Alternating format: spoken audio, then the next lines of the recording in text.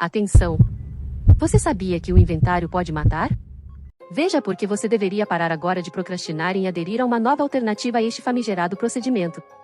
Se você tem patrimônio, mesmo que seja um único imóvel, tem herdeiros, e não quer que eles empobreçam no futuro, você precisa assistir a este vídeo até o final. São apenas alguns minutos que vão fazer uma grande diferença positiva na sua vida e na vida de seus familiares. Você tem ideia de quanto já pagou de imposto por conta dos seus bens? Com certeza, é muito mais do que você imagina e gostaria.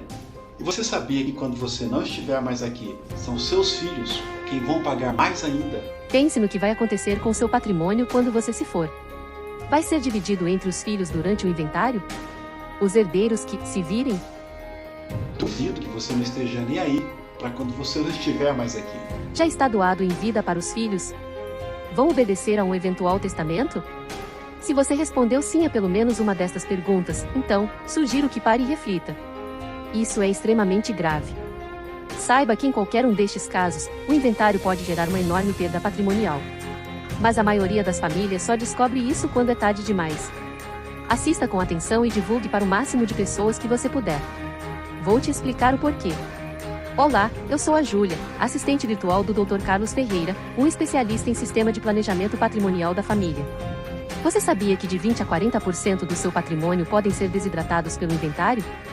Saiba também que doação de bens em vida, testamento ou até mesmo seguro de vida podem comprometer o seu suado patrimônio. Na doação de bens em vida, por exemplo, além de você pagar altos impostos, você não tem chances de recuperar o que já doou, caso precise ter de volta. E atenção! O que você doou para seus filhos se comunica com o regime de bens do casamento deles. Logo, genros e noras também passam a ser donos. Você tem certeza de que o relacionamento familiar de hoje será o mesmo de amanhã? Em relação ao testamento, pergunte aos herdeiros do saudoso Chico Anísio o que eles acham disso. Os familiares estão há anos se digladiando na justiça, sem prazo para este pesadelo terminar.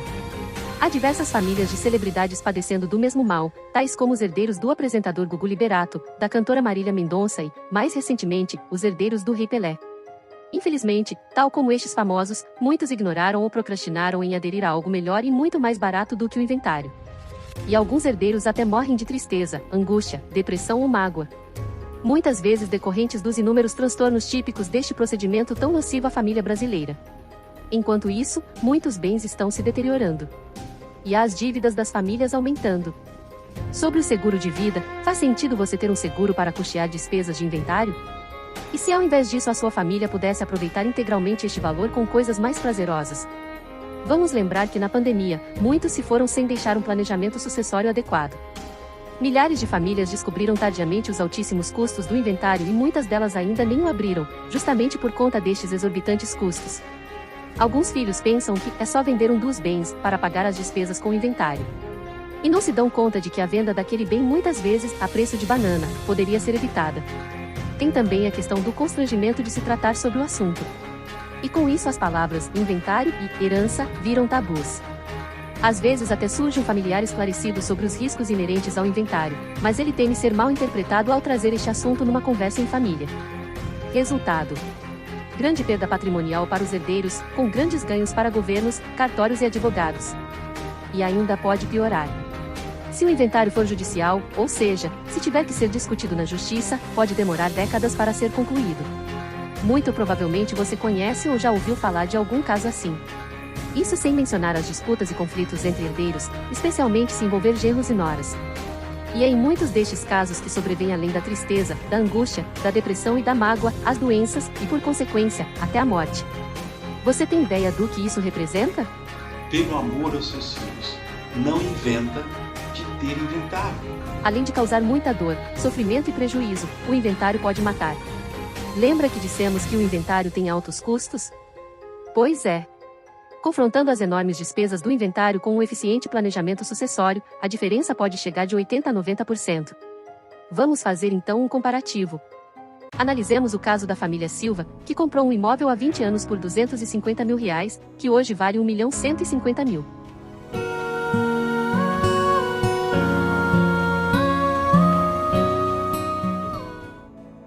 O imposto sobre herança é estadual. No estado em que se localiza o imóvel, o valor do imposto é de 7%.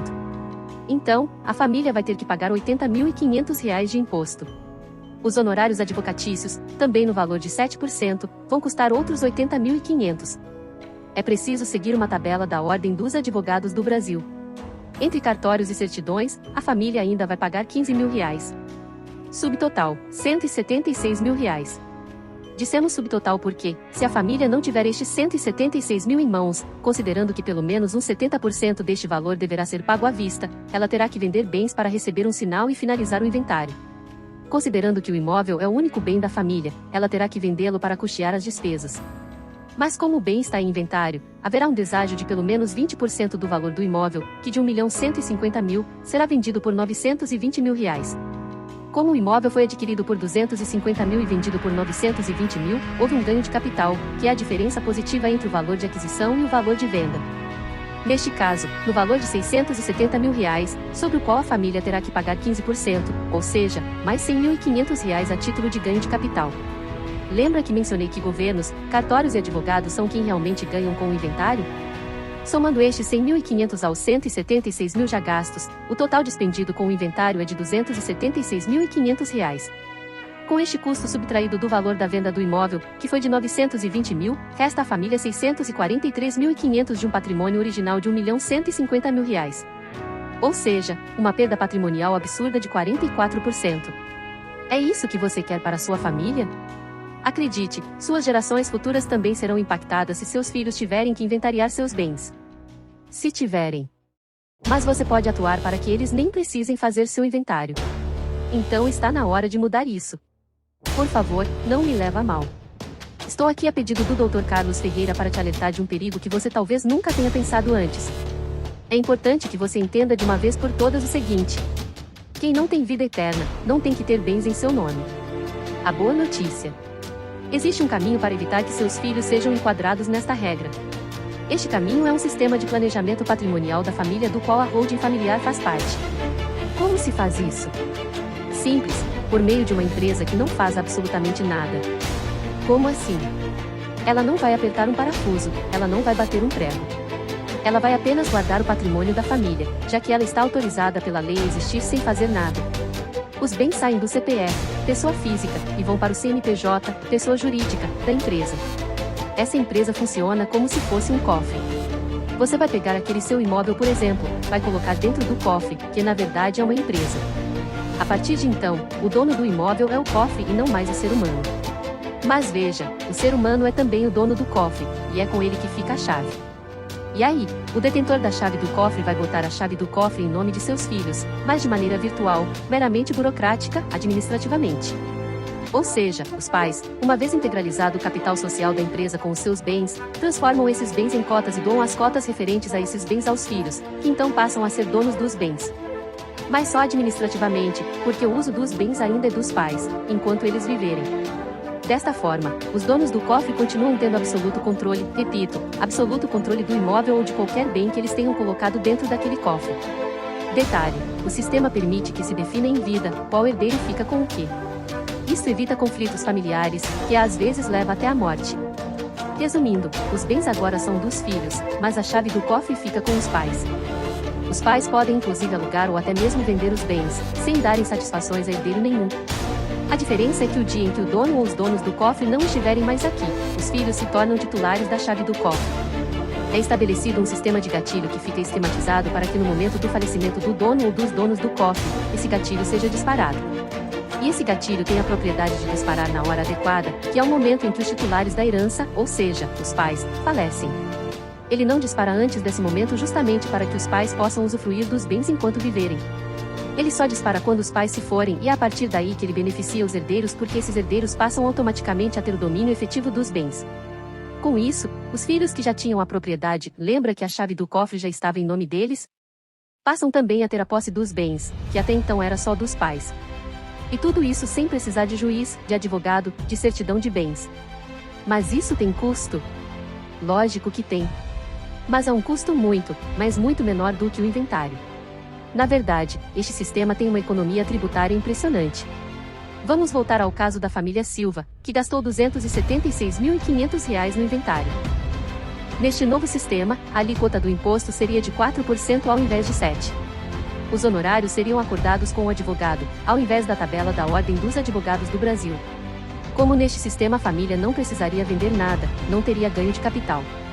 E os custos com cartórios também seriam muito menores. Ainda em relação à família Silva, veja o quadro comparativo, entre o supervilão que é o inventário e a super-heroína holding familiar. Então, para essa tal de holding, tem que ter uma empresa? Se tem empresa, tem que ter contabilidade? Sim. Mas como é uma empresa que vai apenas guardar o acervo patrimonial da família, os custos contábeis são bem mais em conta do que os de uma empresa normal. Além disso, os benefícios econômicos decorrentes da holding superam em muitos custos com a contabilidade. Mas, será que é legal mesmo? Na constituição da holding ela tem que ser registrada em órgãos públicos e são usadas supletivamente as regras da lei das sociedades anônimas. Como saber se vale a pena? Hoje, basta ter patrimônio, ter herdeiros e não querer que eles empobreçam no futuro. Quem mais tinha a perder foi quem mais fez. É o caso dos bilionários. A holding familiar era tão sofisticada que somente as grandes fortunas, com suas grandes bancas de advocacia faziam uso. Mas, com a tecnologia da internet e a desburocratização promovida pela Lei da Liberdade Econômica, agora este sistema ficou acessível a milhões de brasileiros. Hoje, não precisa mais ser milionário para se ter acesso a este sistema. A licitude deste sistema permitiu que Renata Camargo, herdeira dos donos da Camargo Correia, apesar das investigações da Operação Lava Jato, adquirisse de forma lícita um apartamento nos Estados Unidos. Isso porque aquele dinheiro já fazia parte do acervo patrimonial da família e não pôde ser objeto das investigações. Portanto, a holding familiar protege a família contra reveses financeiros. E como ficam as famílias que já têm empresas? Estas precisam urgentemente constituírem uma holding familiar, até para a proteção do acervo patrimonial, tal como ocorreu com a família Camargo Correia. Além disso, elas podem usufruir de economia tributária. Como assim? Imagine uma família que tenha uma renda anual de R$50 mil decorrente da locação de imóveis, que estão no nome de algum CPF. Se estes mesmos imóveis estiverem no CNPJ de uma holding familiar, a tributação é bem menor e a receita líquida muito maior. Note que neste caso, em 3 anos, o lucro, R$ 8.085, praticamente pagaria o investimento nos honorários de uma holding familiar daquela família que usamos como exemplo. Mas atenção, e aí fica o alerta para procurar um profissional que realmente entende de holding familiar, como os profissionais do time Holding Brasil. Digamos que um dos imóveis tenha sido adquirido há pouco tempo e atualmente tenha um valor de R$600 mil. Em caso de venda, estando no nome de um CPF, o imposto é de 15% sobre o ganho de capital, diferença entre o valor de aquisição e o valor da venda, lembra? Mas, se estiver em nome de um CNPJ, o imposto é menor, 6,7%, porém, é sobre o valor da venda. Neste caso, conforme se vê neste quadro, o lucro no CNPJ seria menor. Agora, se este mesmo imóvel tiver sido adquirido há muito tempo, ainda que as alíquotas sejam as mesmas, note que o lucro no CNPJ será maior do que estando este imóvel no nome do CPF. Perceba que neste último caso, o lucro já seria praticamente suficiente para pagar os honorários de uma holding familiar como a daquela família Silva, por exemplo. Como aderir a este sistema? Em nosso escritório a adesão se dá através de uma sessão de viabilidade. É uma reunião online entre o Dr. Carlos Ferreira e o cliente, junto com seus familiares se o cliente preferir. Nesta sessão, que dura cerca de 2 horas, o Dr. Carlos avalia a estrutura familiar e patrimonial e no fim da sessão ele é capaz de definir pela viabilidade ou não da holding familiar. Você não precisa ser bilionário para evitar o inventário. Só isso? Não. Sendo viável a holding, a família decide se quer ou não contratar a segunda etapa, que é o croquis estrutural. É uma planta baixa do patrimônio familiar onde o Dr. Carlos detalhará, com base na documentação recebida após a sessão de viabilidade, todos os custos de execução da holding. Nesta fase, há uma reunião de devolutiva para apresentação do croquis, onde alguns modelos de constituição de holding são apresentados para avaliação do cliente. E como fica a execução? Na apresentação do croquis estrutural, uma vez ciente de todos os custos da constituição da holding, o cliente decide se quer ou não partir para a terceira e última etapa, que é a execução da holding. Quanto tempo leva para a finalização do processo? Pode levar de 2 semanas a 1 ano, dependendo da complexidade e dos órgãos públicos competentes. Por que a gente não conhece muitos advogados que lidam com holding familiar? Porque no Brasil, atualmente há cerca de apenas 5.000 advogados que conhecem o assunto e boa parte deles pertencem ao time Holding Brasil, ao qual o Dr. Carlos é associado e que reúne o maior coletivo de profissionais deste tema no país.